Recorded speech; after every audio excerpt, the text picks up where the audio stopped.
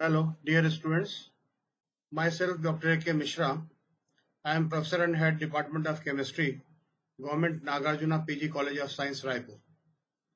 Today I am going to explain a topic, ligand substitution reaction in octahedral complexes, part 1. This topic is in your syllabus of MSc second semester, paper first, unit 2. Now we will discuss substitution reaction in coordination compounds. So first of all, what is substitution reaction? Substitution means replacement or displacement. In terms of chemistry, in terms of complex chemistry, ligand and metal molecules are there. So in a chemical reaction, some ligands are substituted by another. So this is the simple way to understand the word substitution. So you know that in a coordination sphere, so many ligands are there according to the geometry of the complex, and the incoming ligand may replace or exchange or displace the ligand during the chemical reaction. And that is why this type of reaction is also known as exchange reaction, replacement reaction, or displacement reaction. How you can classify these reactions on the basis of incoming ligand? So you can say the first type is nucleophilic substitution reaction. It is abbreviated as SN reaction. S stands for substitution and N stands for nucleophilic. Here complex is given. Now you see that metal ligand is there, and in the coordination sphere some ligands like 5 ligands are same and the single ligand L is different. So these are arranged in a coordination sphere in a specific geometry. The incoming ligand is nucleophile, and this nucleophile acts as Lewis base, means it can donate its lone pair of electron. So here this complex Ma5L, whenever comes in contact with an electrophile, exchange its ligands L, and the incoming ligand goes into the coordination sphere and a new complex is formed, that is Ma5E, and L is eliminated from the coordination sphere. Here it is very important that the geometry or the coordination number of the reactant and species are same, because 6 ligands are there in the substrate, so its coordination number is 6, and product side Ma5E means its coordination number is 6, that is the same as the reactant. Now the second one is electrophile. Electrophile is electron deficient moiety. It is actually acts as Lewis base. They can accept a lone pair of electron. So here it is the same. The example is given here that M is designated as 1, superscript as 1, and the rest structure is same. A5 means 5 atoms of A are there and 1 L ligand is there. So total number of ligands are 6 attached with a metal abbreviated as M1.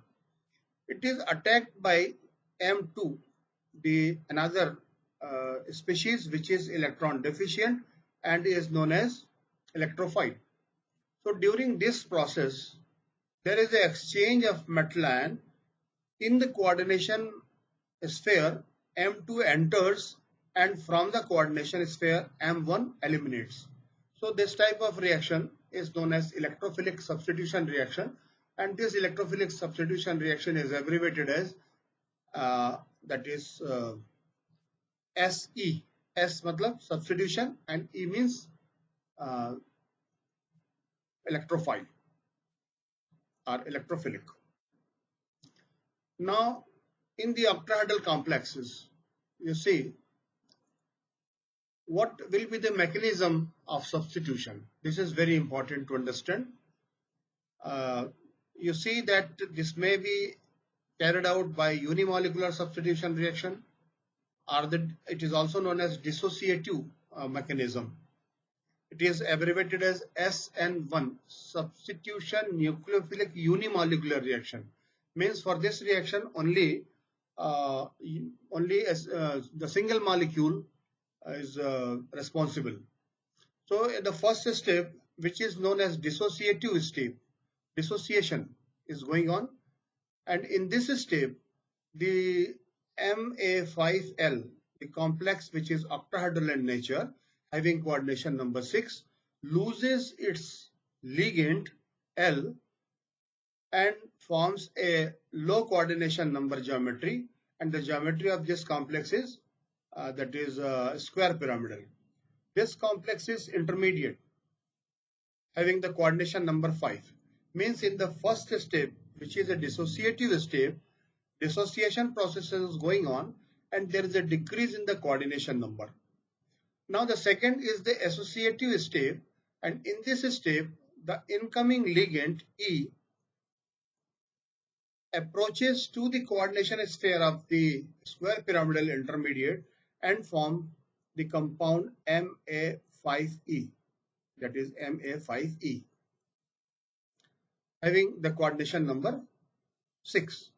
So the first step is bond breaking step, and the another one is bond making step.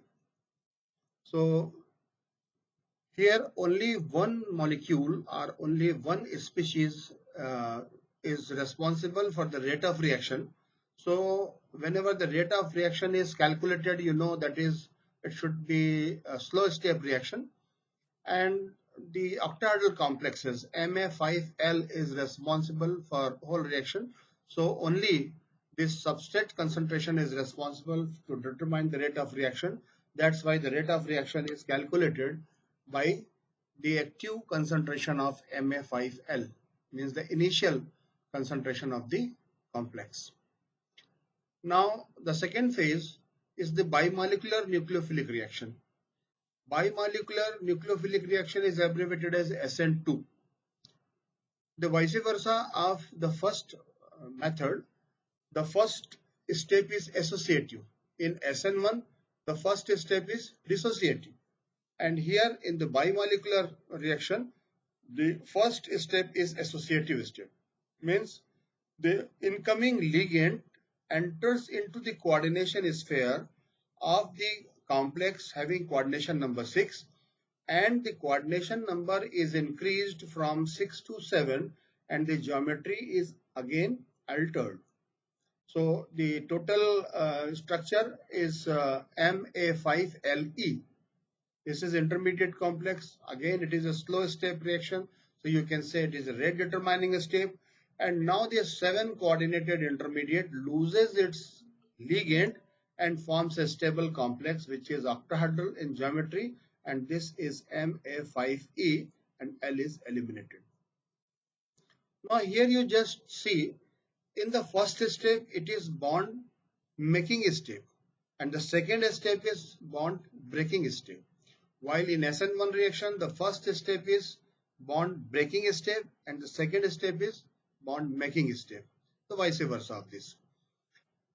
As far as the rate of reaction is concerned, so here the ligand concentration, the incoming ligand concentration and the initial concentration of complex both are responsible to determine the rate of reaction.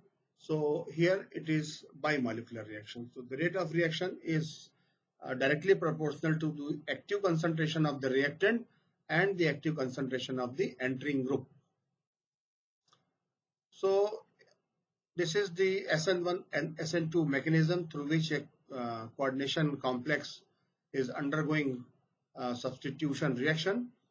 Now, if you just compare the SN1 and SN2 mechanism, so you will find that in SN1, the geometry of the reacting substance first decreases and then increases. Means you have taken octahedral complexes, so coordination number must be 6. In the intermediate complexes, the coordination number reduces to 5, and at the last, after replacement, after displacement, the coordination number is enhanced to 6. So at the first step, decreases and then increases. In the SN2 mechanism, the coordination number increases first, means 6 to 7, and then again return to its original position, the coordination number 6. So it is on the basis of the change in coordination number you can compare SN1 and SN2 reaction. As I have told you that the rate of reaction can be determined by the active concentration of the reactant in the SN1 reaction, while the rate of reaction is responsible in both the species, like the active concentration of reactant as well as active concentration of entering group. So this is, in that way we can compare the mechanism of SN1 and SN2. As for the energy profile of the SN1 reaction is concerned, so what should be the energy profile of SN1 and SN2 reaction? Let us discuss on this. You know that a complex of the general formula is given here, MXN, where N is the coordination number, whatever it may be. So M is the central metal ion, X is the number of ligand having N number. So N number of X ligand encircles the metal ion and the incoming ligand Y. So in that step, the X from the coordination sphere eliminates itself, and the space and in that space the incoming ligand Y enters. So here in this reaction, in general reaction, X is replaced, so X is eliminated here, you see, and the coordination number of this complex is although same, but the formula is MXN minus 1 because one X has gone and in place of that Y has entered. So this is the formula of the product. What happens in this total dissociation and association mechanism? We are considering SN1. The rate of reaction, here the energy profile, if you draw a graph between the energy profile of the reaction and the rate of reaction, means in x-axis the reaction coordinates is there, means time is there, and the progress of energy is mentioned on y-axis. So what will happen? You have taken mx1 as reactant and y as incoming ligand. Okay.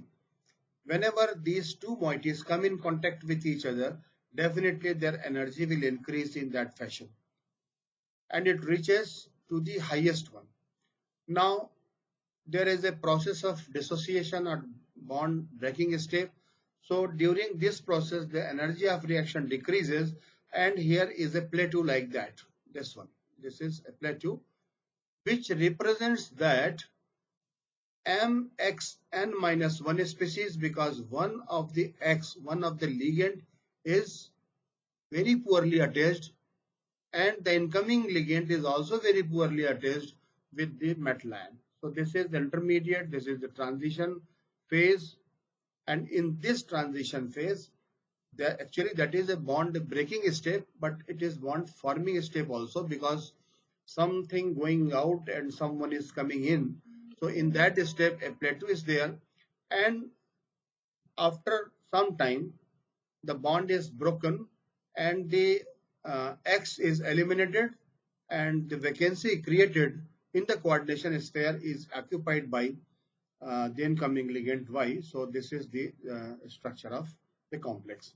So here you see the one peak or one hump is there and one plateau is there in SN1 reaction, and this is the way how the energy of the SN1 reaction changes from the initial phase to the transition phase and to the final step. So this was just the energy profile of SN1 reaction. Now you see the energy profile for SN2 reaction, SN2 mechanism. So the same equation is given here, the same way. MXN is the complex, Y is entering ligand, and this complex is formed. In that case, what happened actually? The MXN is the reacting, and this one is the entering ligand. whenever they come close to each other, their energy enhances like that. And at the peak point, some of the energy is reduced, some energy is reduced, and you just see a notch is there, this point. So in that way, the mx and y is the intermediate which is formed. Because this is the first step is associative mechanism. So in mxn complex, y is associated and an intermediate is formed which is formulated as mx and y. So this is like that. But here the elimination of one ligand is remaining. So in that process, what happens whenever this Y comes in contact with this metal ion? So energy again increases, and after some time, with the progress of reaction, it decreases like that, and X is eliminated, and in that place, in that vacancy, Y is adjusted itself, and you will get a complex like M, X, N, 1, and N minus 1, and Y. This one. So because of the associative step, you will find here two peaks and one notch or one plateau like that. And in that case, there was one peak and one plateau. So this is the explanation of the energy profile of dissociative and associative mechanism. Now, it is very interesting and important to note that how you can explain the reactions kinetically in terms of labile and inert complexes. You are saying that some reaction is going on, so that is you can say thermodynamically it is unstable, but kinetically you will have to say it is labile. So some of the reaction, some of the complexes are kinetically labile and some of the complexes are kinetically inert. So if the complex is kinetically labile, means their ligand can be replaced quickly or rapidly by other ligands. So these complexes are called kinetically labile, and just opposite of this, whose whose ligands are replaced very slowly, they are called kinetically inert complexes. But also it is not hard and fast rule that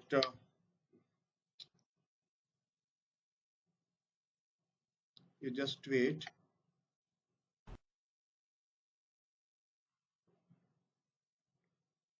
Yeah, you see here, the it is not essential that all the thermodynamically stable complexes may be kinetically labile. And it may also happen that it is not essential that thermodynamically unstable complex may be kinetically inert. So here the example is given that hexa-aquo complex of iron and hexa-aquo complex of chromium. You see the bond energy of these two complexes are almost equal. Here in case of hexa-aquo, iron is 116 kilocalorie per mole, while in case of hexa-aquo chromium it is 122 kilocalorie per mole. They have the same thermodynamic stability. But as far as hexa-aquo iron complex is concerned, it is kinetically labile, but chromium complex, hexa-aquo chromium complex is kinetically inert. The other example you see that hexaamine complex of chromium, it is also kinetically unstable. Why it is unstable? Because uh, it having dissociation constant value 10 raised power 25, means it is very high value of dissociation constant. So whenever the complex has very high value of dissociation constant, it will be thermodynamically unstable, but it is kinetically inert and it remain undecomposed, unchanged in acid solution. But the case of tetracyanonickelate 2 complex, it is thermodynamically stable. Why it is stable? Because its dissociation constant value is very low. You just have a look on the value. It is nearly equal to 10 raised power minus 22. It is very less.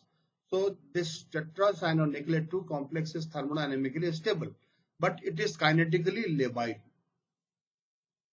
because it exchanges its cyanide ions very rapidly, and that can be explained on the basis of isotopic cyanide ion. Here you see this complex, nickel cyanide complex, in which carbon is normal carbon is there, and then coming ligand cyanide, which having carbon isotope 14 is here. So the reaction is very fast.